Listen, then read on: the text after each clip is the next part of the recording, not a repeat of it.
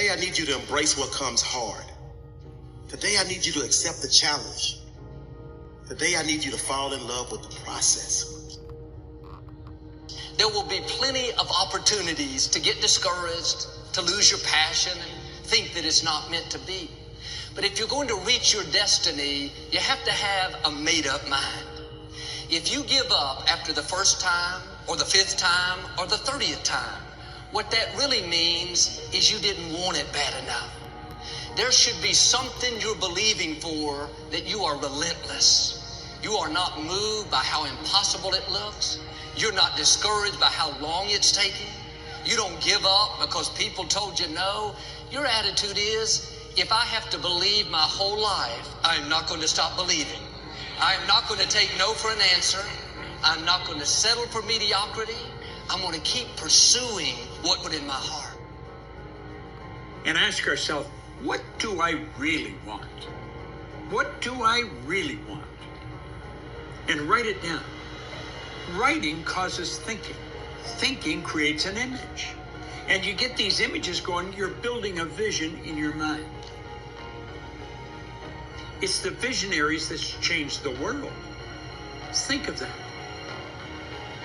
But what keeps that competitive edge, what keeps you on top, is the ability to think and prepare mentally over and over and over again.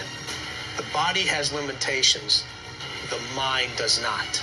We focus so much on what goes on from the neck down that we forget it all starts from here. Everything starts from here. If you're not mentally ready, you're never really physically prepared. And that's where the preparation starts. What would your life be like as you look toward the future if you decided, I'm not going to allow my fears to stop me? And I'm saying to you, whatever you got to do it, because if you don't, life is going to whoop you until you surrender. So when you're young and you're making mistakes, don't let them eat you up. Because everybody that done made it. You got to fail in order to win. Hey, look, man, to understand how to hit the game when it's shot, you got to miss the game when it's shot.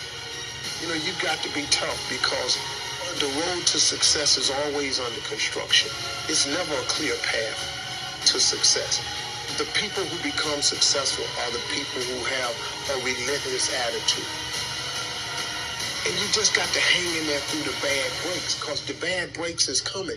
But they usually come right before the big break is about to happen.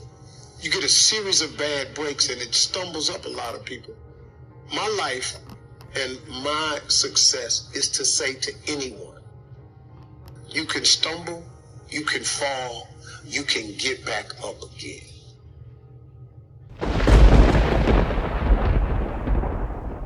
No matter what you face, no matter how bad it is going to be, when there is a challenge, and by a challenge I mean anything in life, any challenge, anything that you're facing, the only way to overcome the challenges that you face is to start walking. Take that step every day, no matter what you are facing. Get up and start walking. I have the ability to see the end before the beginning even begins. And what that means is I know that to get to the very end, I can see it right now.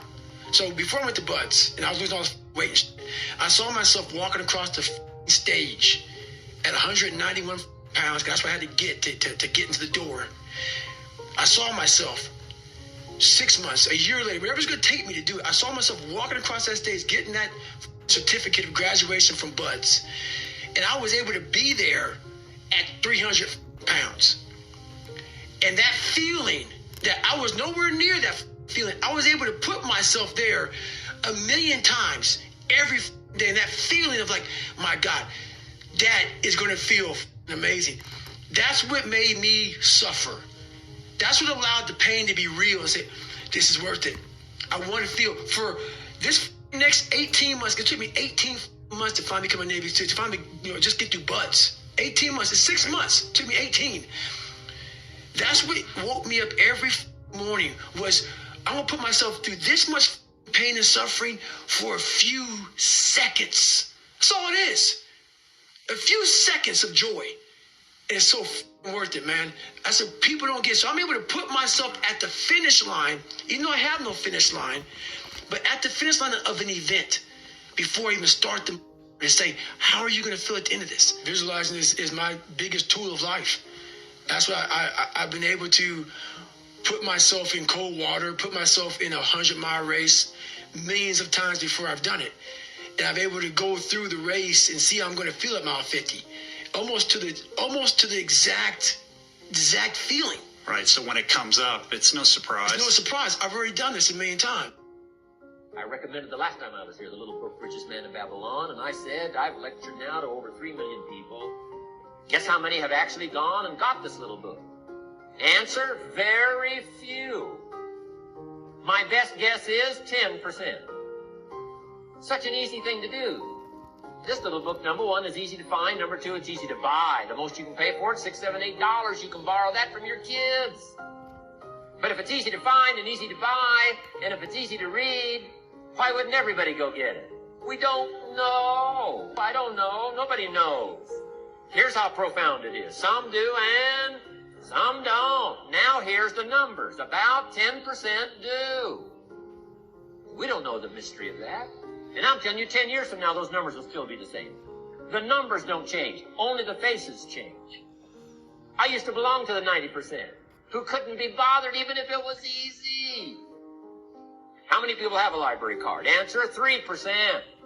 97% couldn't be bothered. Guy specializes in happy hour, but he doesn't have a card. And now readily and quickly blames the government and blames his company and blames the pay scale. Here's my advice to you today. Walk away from the 97%. Don't talk like they talk. Don't go where they go. Don't act like they act. Don't specialize in what they specialize in. Throw away the blame list they cling to. You got to be consciously conscious today because your environment can hypnotize, mesmerize, and paralyze you. The other thing is take full responsibility for your life. Oscar Wilde once said, responsibility is what we expect from somebody else. This is very true. Most people dread accepting responsibility. That's just a fact of life, and we can see it in operation every day.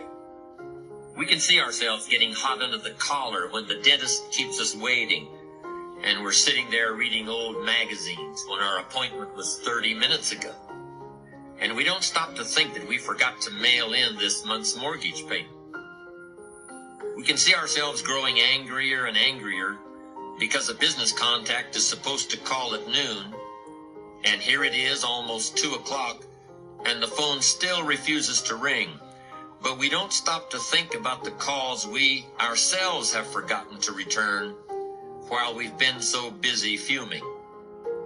We can see ourselves writing an angry letter to the airline because a flight was delayed, but we don't write an angry letter to ourselves when we're late for something, even though that might not be a bad idea at all. Yes, we can see avoidance of responsibility all the time in both our personal and professional lives. And here's something else we can see just as often. We can see that most people aren't as successful as they wish they were. Do you see there's a connection between these two very common phenomena? I certainly do, and by the end of this session, I hope you'll agree with me. I hope you'll understand that it's in your best interests to take responsibility for everything you do. But that's only the beginning. I'm also going to suggest that many times it's even best to accept responsibility for the mistakes of others, especially when you're in a managerial or leadership role. I can hear you saying, what? Accept responsibility for someone else's mess-ups? Why would I want to do something like that? Well, that's a fair enough question, and over the next few minutes, I'll try to answer it. one of my weak points in my personal life is I don't like technical stuff.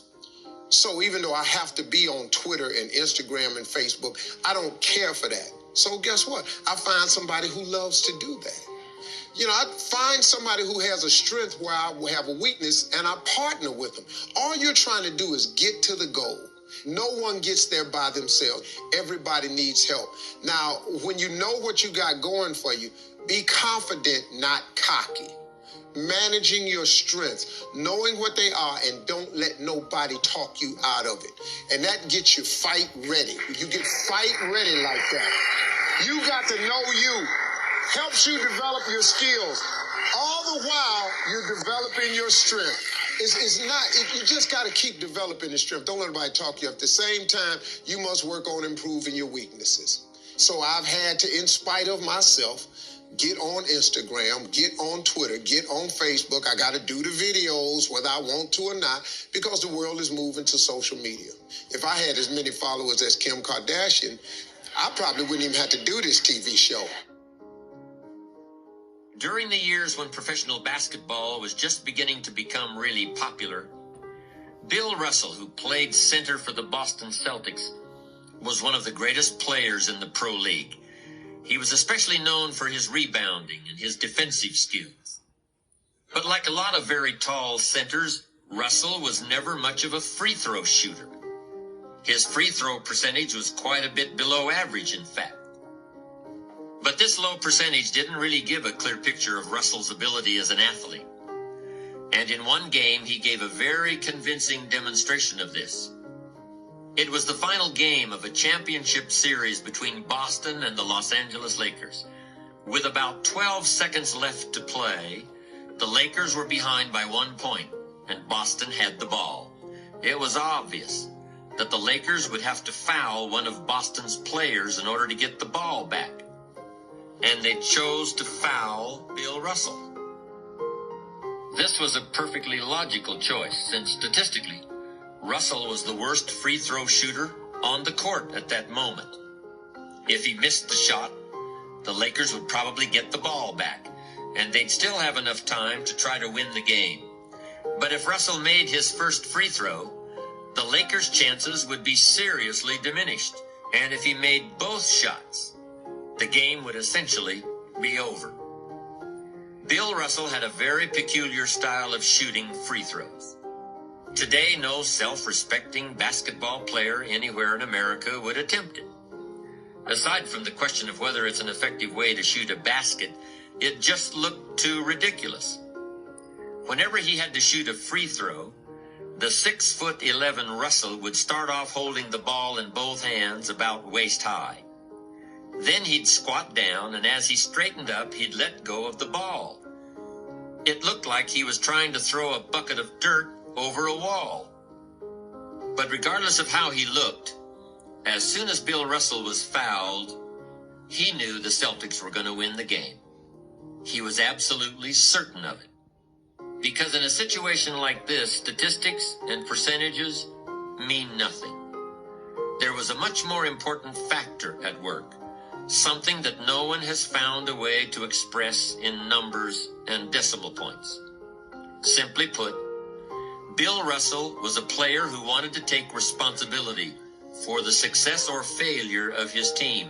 He wanted the weight on his shoulders in a situation like this. No possibility for excuses, no possibility of blaming anyone else if the game was lost, no second guessing. Bill Russell wanted the ball in his own hands and nobody else's.